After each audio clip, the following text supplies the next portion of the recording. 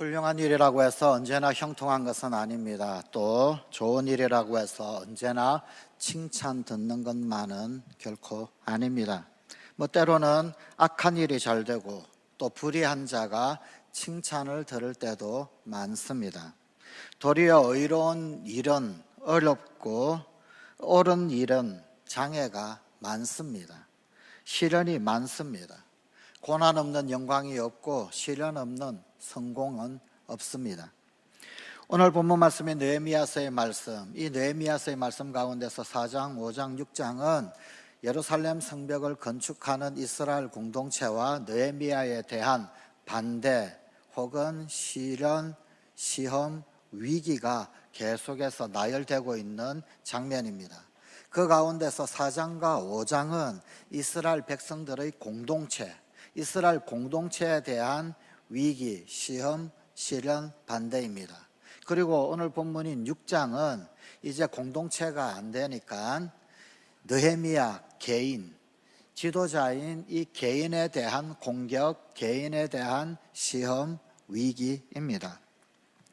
자, 4장, 5장, 그 4장, 5장도 조금 세분해서 본다면 이스라엘 백성들의 공동체에 대한 공격이긴 하지만 4장 같은 경우에는 바깥에서 외부에서 이스라엘 백성 공동체를 반대하고 시련을 주고 위기 상황 가운데 빠뜨리는 것입니다. 산발랏, 도비야, 아라비아 사람들, 사마리아 사람들, 이런 사람들이 이스라엘 백성들의 성벽 건축에 대하여서 반대를 하고 모함을 하고 또 위기에 빠뜨리는 것입니다. 5장 역시 백성들의 공동체에 대한 공격이긴 합니다만, 그러나 5장 같은 경우에는 내부의 문제, 이스라엘 백성들 공동체의 그 내부의 문제 가운데서 시련을 겪고 위기에 빠지는 장면입니다. 그래서 흉년이 왔고 기근이 되었고 또 세금은 꼬박꼬박 바쳐야 하고, 그러한 상황 가운데서 과도한 이자놀이로 백성들을 공궁에 빠뜨리는, 그래서 심지어 자녀들을 종으로 팔게까지 되는 내부적 문제, 내부적 위기를 다루고 있습니다. 자, 이에 반하여서 오늘 본문 느헤미야 6장은 이제 공동체가 아닌 지도자 한 사람, 느헤미야 한 개인에게 닥친 시련과 시험, 위기를 보여주고 있습니다. 무너진 예루살렘 성벽을 수축하고자 할 때 가장 중요한 일이 바로 공동체의 리더들이 어려움 속에서 낙심하지 말고 넘어지지 말고 굳건히 서 있어야만 한다라는 것을 보여주고 있습니다. 세상에서 밀려오는 수많은 외우, 내환들, 그 모든 것들을 하나님의 은혜, 지혜로 잘 이겨내어야 합니다. 그런데 느헤미야 개인을 향한 시험, 이 영적 도전이 언제 찾아옵니까? 오늘 본문 1절 말씀입니다. 산발락과 도비야와 아라비아 사람 게셈과 그 나머지 우리의 원수들이 내가 성벽을 건축하여 허물어진 틈을 남기지 아니하였다 함을 들었는데 그때는 내가 아직 성문에 문짝을 달지 못한 때였더라. 모든 성벽을 잘 세웠습니다. 성벽의 무너진 틈이 다 메워졌습니다. 이제 성문의 문짝만 달면 모든 공사들이 완공이 됩니다. 바로 그때 시련이 찾아왔습니다. 바로 그러한 때 위기가 찾아옵니다. 위기는 두려워하고 무서워하고 또 불안에 벌벌벌 떨 때 그렇게 계속되다가 찾아온 것, 그것이 아니라 우리가 성공한 다음, 우리가 이제는 일을 거의 다 이룬 다음, 완공한 다음, 축복을 누린 다음에 모든 것이 잘 진행되던 바로 그 순간이야말로 우리 인생의 가장 무서운 위기의 시기일 수가 있더라는 것입니다. 그래서 성경은 고린도전서 10장 12절 말씀 가운데서 우리에게 이렇게 가르치고 있습니다. 그런즉 선줄로 생각하는 자는 넘어질까 조심하라. 이제 다 되어서 이제 일어섰다. 그런데 넘어질까 조심하라 경고하고 있습니다. 완성일보 직전에 정상 한 발자국 그 직전에서 시험을 만나서 쓰러지는 사람들이 얼마나 많이 있습니까? 한 발자국만 더 가면 되는데 그 나머지 한 발자국 그 앞에서 시험에, 시련에, 위기에 빠져서 그만 실패하는 사람들이 얼마나 많이 있습니까? 한 번만 더 기도하면 되는데, 한 번만 더 참으면 되는데, 한 번만 더 이기면 되는데, 그런데 그만 그 직전에서 쓰러지는 사람들이 많이 있습니다. 아메리카 대륙, 그 대륙을 개척하던 초기에 있었던 수많은 사례들입니다. 금광을 찾는 사람들이 많이 있었고 유전을 찾는 사람들이 허다했었습니다. 평생 금광을 찾다가 땅을 파고 또 파고 그래도 금광이 나오지 않자 결국 지쳐서 포기하고는 언덕을 개간해서 농사를 짓고 있는데, 그런데 그 다음 사람이 찾아와서 바로 그 언덕 너머에서 거대한 금광을 찾아내는 것입니다. 평생 유전을 찾아다니다가 이제는 지쳐서 오두막 짓고 농부가 되어 살아가는데, 그런데 그 다음 사람이 찾아와서 집 바로 그 뒷뜰 거기에서 세계 최대의 유전을 발견하곤 하는 것입니다. 아메리카 대륙 개척 시절에 이런 일들이 생각보다 꽤 많이 있었지 않습니까? 1m만 더 파면 되었는데, 2m만 더 파면 되었는데, 성관 가족 여러분, 왜 포기하십니까? 지금까지 내가 그렇게 끈질기게 기도했던 그 기도의 제목을 왜 덮어버리십니까? 한 발자국만 더 전진해 가십시다. 한 번만 더 일어나 도전해 봅시다. 이제 문짝만 달면 됩니다. 포기하지 마십시다. 한 번 더 도전해 봅시다. 한 번 더 기도해 봅시다. 느헤미야에게도 예루살렘 성벽 건축의 완성을 이룰 무렵, 이제 문짝만 되는 그 무렵, 그런데 그때 시험이 왔습니다. 그때 위기가 도래했습니다. 산발락과 도비야의 새로운 공격이 시작된 것입니다. 만약 느헤미야가 이들의 반대, 이들의 유혹, 이들의 시험에 부딪혀서 포기했다라고 한다면 하나님의 뜻을 이루어 드리지 못했을 것입니다. 그러나 느헤미야는 넘어지지 않았고 극복하여서 주의 뜻을 이루어 드릴 수가 있었습니다. 그러면 하나님의 사람에게 어둠의 세력은 어떤 도전을 합니까? 그리고 하나님의 사람은 어떻게 응전하여 영적 전쟁에서 승리할 수 있습니까? 느헤미야가 받은 첫째 도전은 음모라는 도전이었습니다. 산발락과 도비야, 게셈은 여태껏 비난과 조롱으로 느헤미야를 공격해 왔습니다. 하지만 이번에는 우리 만나자, 우리 서로 만나서 이야기하자라고 하며 타협의 의사를 전달을 했습니다. 하지만 실상은 느헤미야를 해치려고 하는 음모였습니다. 오늘 본문 2절 말씀입니다. 산발락과 게셈이 내게 사람을 보내어 이르기를 오라 우리가 오노 평지 한 촌에서 서로 만나자 하니 실상은 나를 해하고자 함이었더라. 음모란 진짜 의도는 감추어 놓고 허울 좋은 내용으로 미혹해 하는 것을 말합니다. 기억해야만 합니다. 사탄은 우리의 비전, 우리의 사명, 우리의 꿈이 이루어지도록 결코 보고만 있지 않습니다. 마지막 그 순간에라도 시험하고 마지막 그 순간에도 올무를 낳고 마지막 그 순간에라도 쓰러뜨리고 넘어뜨리려고 합니다. 산발랏이라고 하는 그 원수가 깊숙한 촌, 중립지대인 오노평지, 그 오노평지에서 제의를 해왔습니다. 만나자. 그것도 한 번이 아닙니다. 한 번, 두 번, 세 번, 네 번, 무려 4번이나 만나자, 화친하자, 이야기하자 제의를 해왔습니다. 오노는 예루살렘에서부터 약 한 북서쪽으로 40km 정도 떨어진 곳에 있는 지역입니다. 사마리아 그리고 예루살렘 그 중간 지대, 그쯤 있는 지대입니다.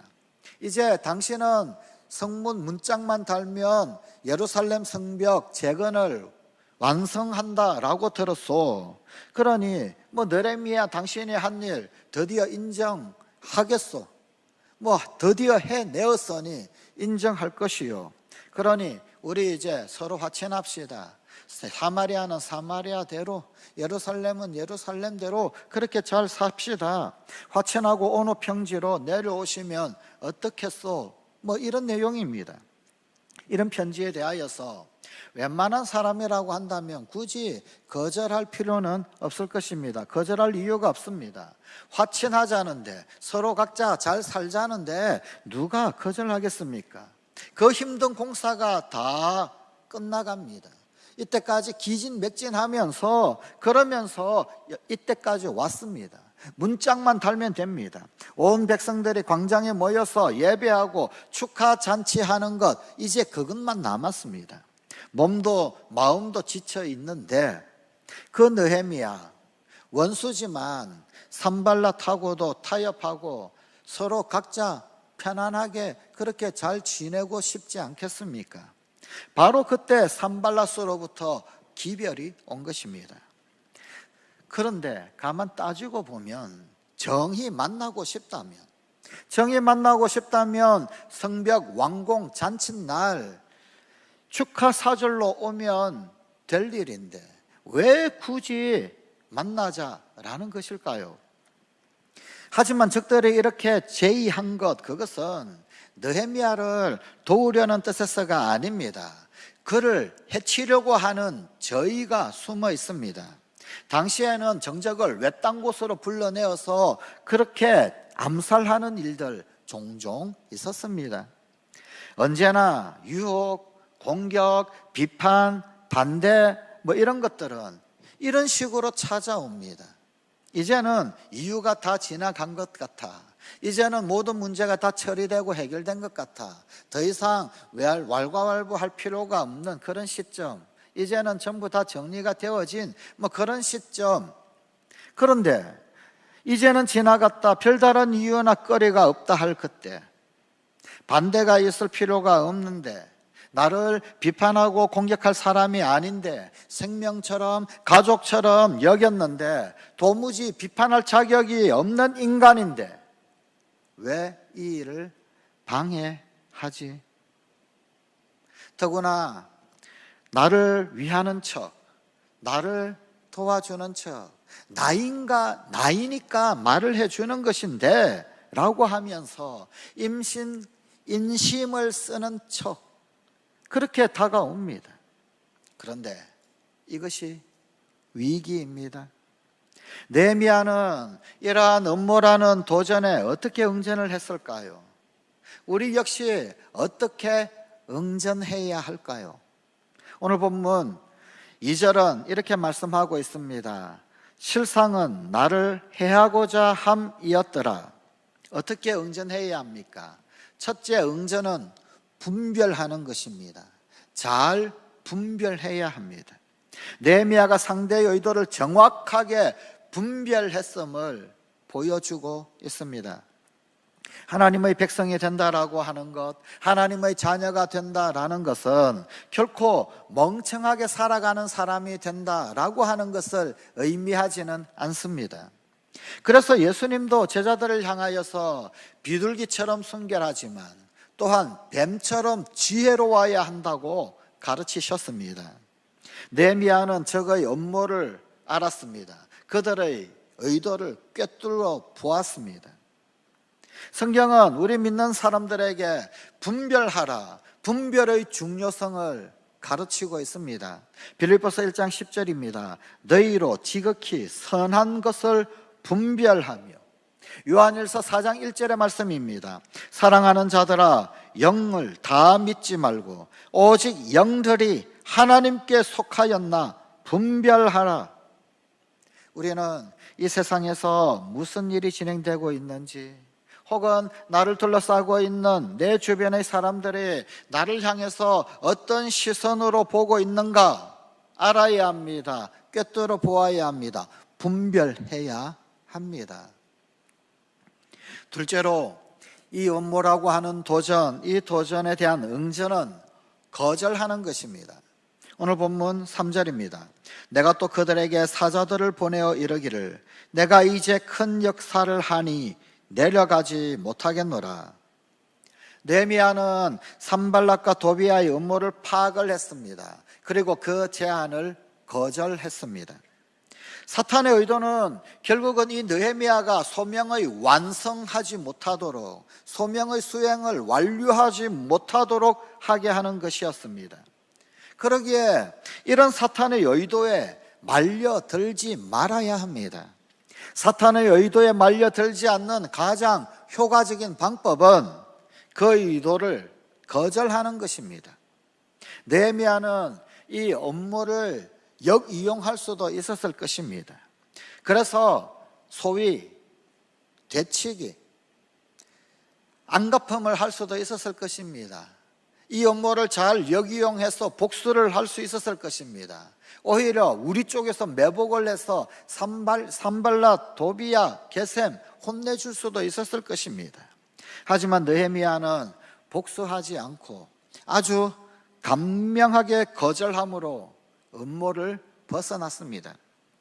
만약 그가 복수할 계획, 안갚음을 할 계획을 가지고 일터를 떠났다라고 한다면 성벽 건축의 역사에 상당한 지장을 초래했을 것입니다.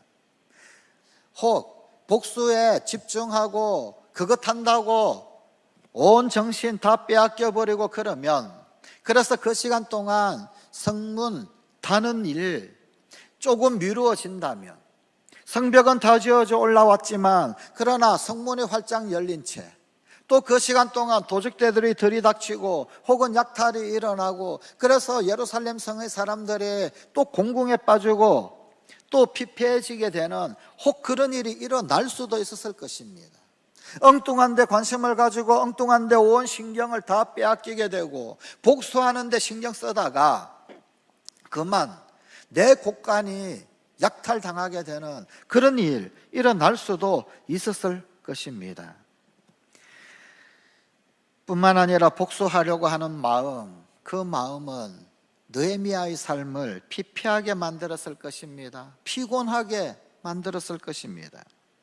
복수는 복수하는 자, 그리고 또한 복수를 받는 자, 두 사람 모두를 다 똑같이 파멸지경에 몰아넣습니다. 똑같이 비참하게 만듭니다. 둘 다 치사하게 됩니다. 둘 다 성품이 파괴됩니다. 둘 다 고통 가운데 빠지게 됩니다. 둘 다 고통의 굴레 가운데 휩싸여져서 그 고통의 넝쿨에서 헤어나지 못하고 집착하면 집착할수록 더 묶이게 됩니다. 그러므로 성경은 복수는 하나님께 맡기라, 원수 갚는 것 하나님의 일이다, 그렇게 말씀하고 있습니다. 로마서 12장 19절입니다. 내 사랑하는 자들아, 너희가 친히 원수를 갚지 말고 하나님의 진노하심에 맡기라. 기록되었으되 원수 갚는 것이 내게 있으니 내가 갚으리라고 주께서 말씀하시니라. 원수를 갚는 것은 창조주 하나님, 온 우주 만물의 하나님, 심판주이신 하나님, 그분의 고유한 권한에 속합니다. 하나님만이 가장 정확하게 아시고 가장 정확하게 판단하실 수 있기 때문입니다. 우리의 온전한 시시비비를 가릴 수 있는 분은 오직 하나님 한 분 외에는 없습니다. 우리는 정확하게 시시비비를 가릴 수 있을 만한 그런 능력이 없습니다. 그분만이 가장 정확하게 시비를 가리실 수 있습니다. 그리고 그분은 결국에는 그렇게 하실 것입니다. 그래서 그분께 맡기라는 것입니다.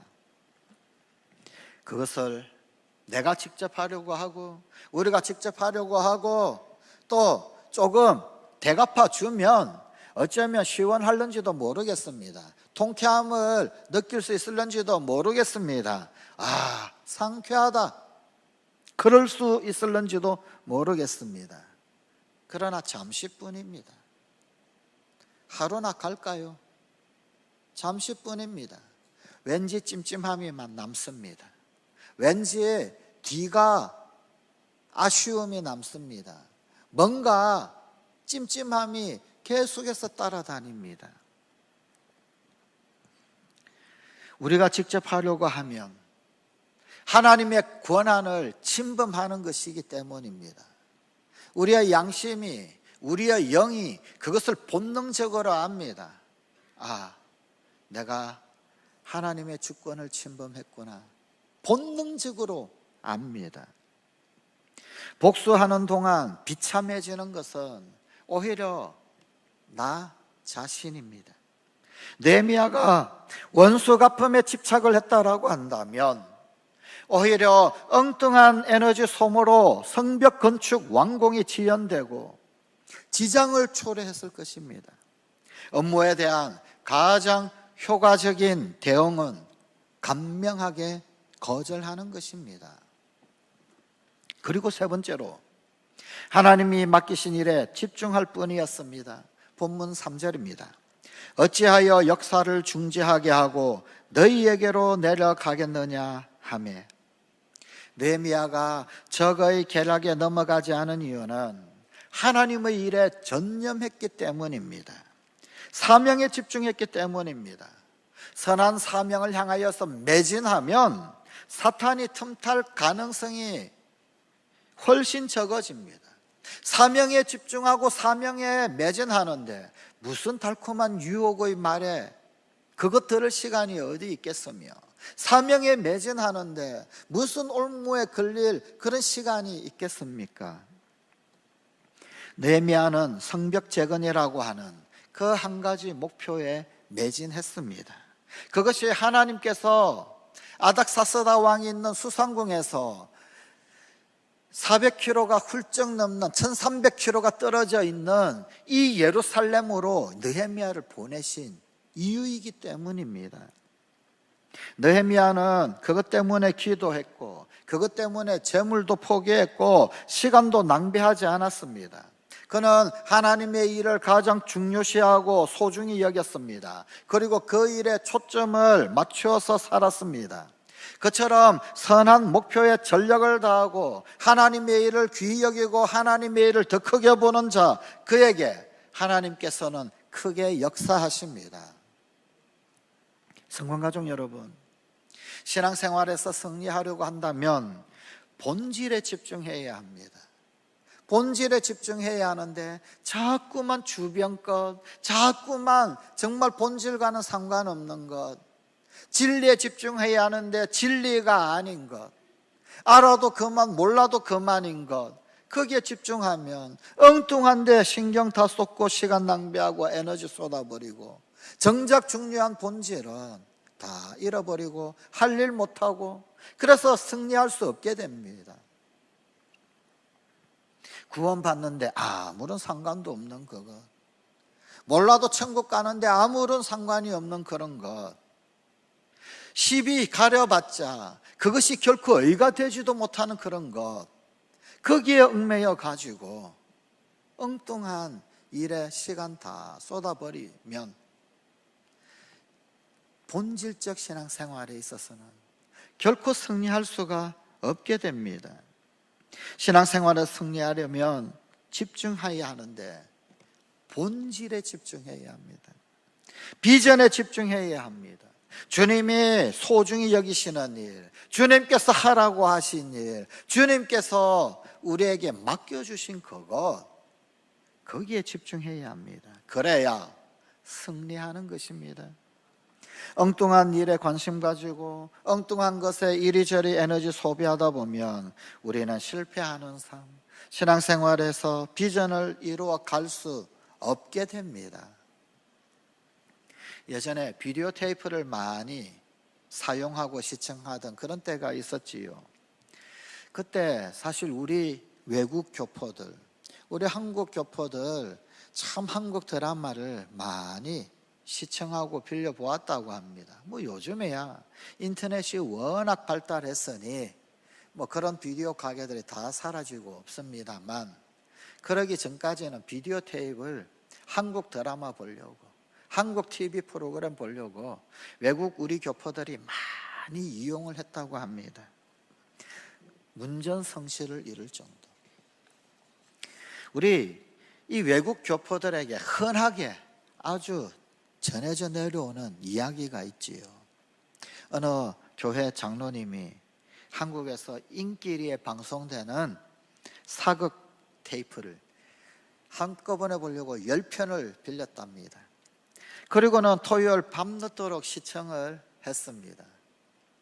마침 주일 아침 예배 기도를 하는데, 그런데 자신도 모르게 전능하신 하나님 아버지 성은이 망극하옵나이다,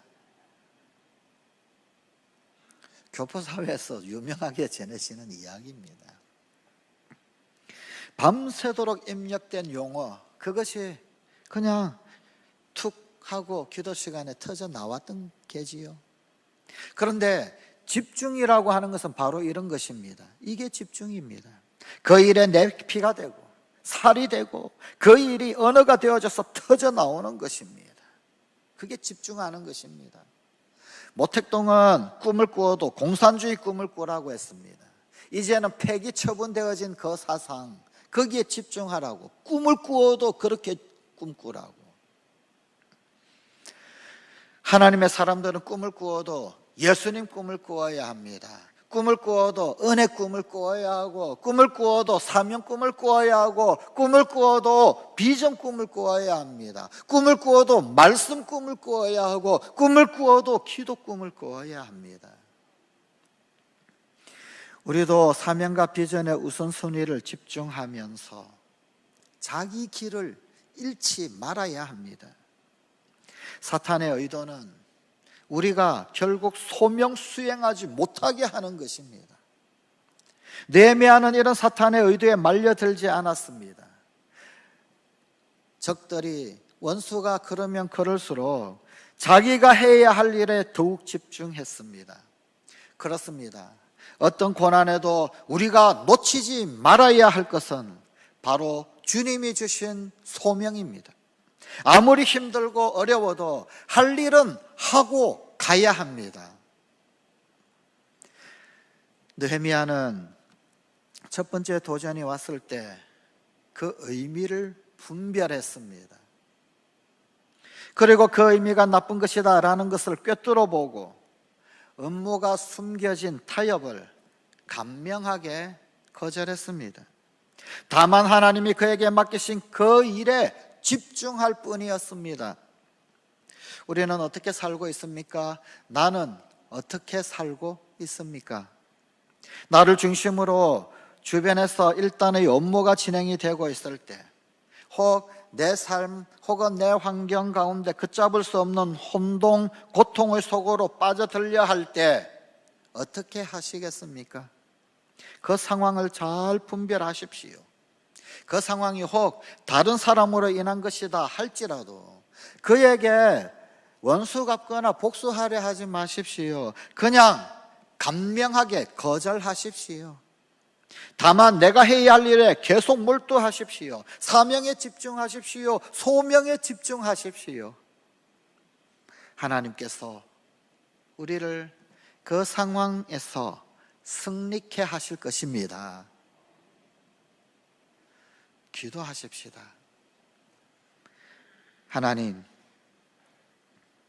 성문 문짝만 달면 될 그때 꼭 우리를 함정에 빠뜨리려는 그 무엇 도사리고 있음을 깨달아 알게 하시고 깨어 경성할 수 있는 우리 성관가족들이 되게 하여 주시옵소서. 혹 우리 주변에 음모의 나쁜 소용돌이들이 휘몰아칠 때 그것들을 잘 분별할 수 있는 영안을 열어주시고 깨어있게 하여 주옵소서. 업무가 숨겨진 그 타협에, 그 소용돌이 속에 함께 휘말려서 허우적대는 것이 아니라 거절하며 빠져나올 수 있게 하시고 오직 주님 주신 소명, 주님 부여하신 사명 부둥켜 안고 하나님 우리에게 하라고 맡기신 그 일에 집중하여 승리하는 우리 사랑하는 성관가족들 되게 하시고 특별히 이 시대의 교회들이 되게 하여 주시고 또한 우리 성광의 자녀들, 젊은이들이 되게 하여 주시옵소서. 예수님 이름으로 기도드리옵나이다. 아멘.